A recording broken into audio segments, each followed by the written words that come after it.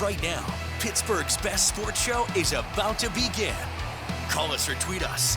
We've got things to talk about on the Ireland Contracting Nightly Sports Call, powered by FanDuel Sportsbook. Good evening, everyone, and we welcome all of you watching here on Pittsburgh CW, or if you're traveling around in your car and tuning in on 93.7 The Fan. This is The Fan Cave. This is where we talk sports every single night of the week.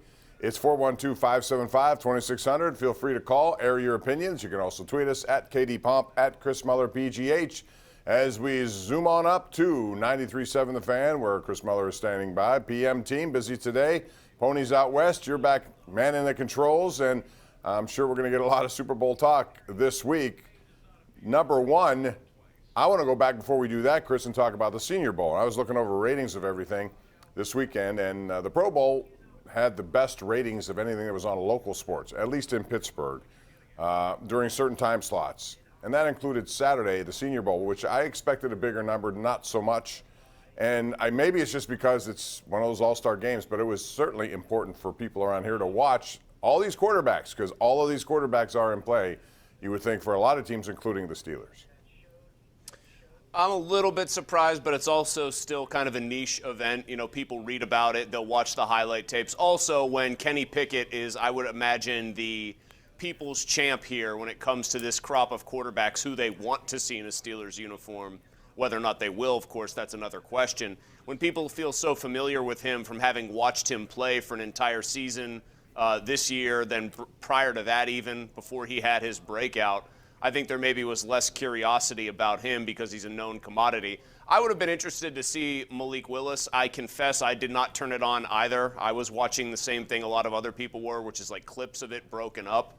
But I think if what you're trying to get at here is that finding a quarterback and really just looking at all the players in that game are incredibly pivotal, more so than most years for the Steelers, I would agree with that. That's the other kind of elephant in the room here. Not that everyone hasn't acknowledged it to some degree. Not only do they need to decide whether or not this is the time to go get a quarterback and whether or not they should do it via the draft, look at the holes. I mean, you look at their entire roster. I can't remember a time, Bob, in Mike Tomlin's tenure where it felt like they had more leaks in the boat here that they needed to plug.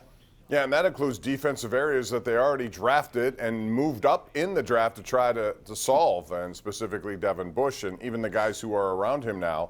Joe Schobert probably won't be back. If he is, it's going to be on a discounted rate. Robert Spillane is what he is. There's not a lot of inside talent there depth-wise at that position, so that's something that we often never really talk about. We're focused on quarterback, offensive line, and other areas, but that's a big one as well, and they may have to redraft that position. There are some pretty good guys out there that I was reading about on the inside part of it, but to me, it's got to start with whether or not, it all starts to me with whether or not they're willing to move up. There are some areas which they can if they wanted to, if they felt like one of these quarterbacks, specifically Pickett, let's just say, is their guy. The Jets have 2 picks, they don't need a quarterback. They pick 4 and number 10.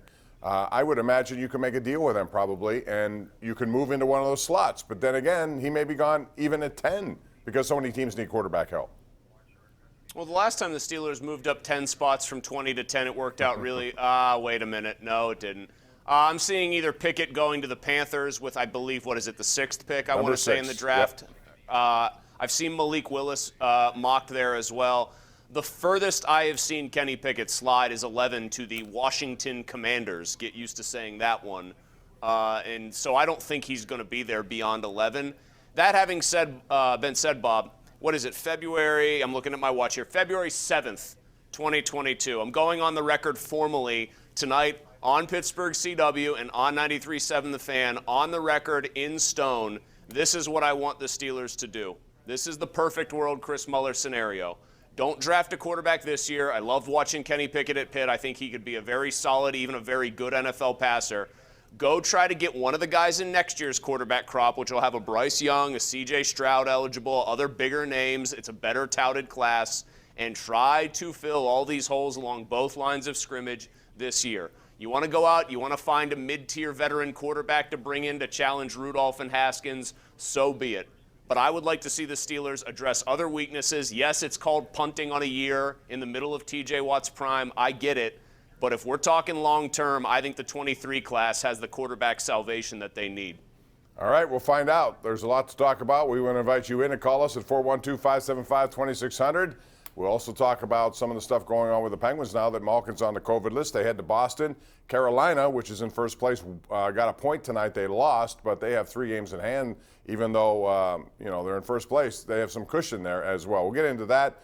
Pitt played tonight in basketball. Another dismal performance, their lowest output of the year. 47 points as they get crushed at Virginia Tech. We'll talk about all this stuff and more. Call us. This is the Ireland Contracting Nightly Sports Call, Pittsburgh CW and 93.7 The Fan, right here on a Monday night.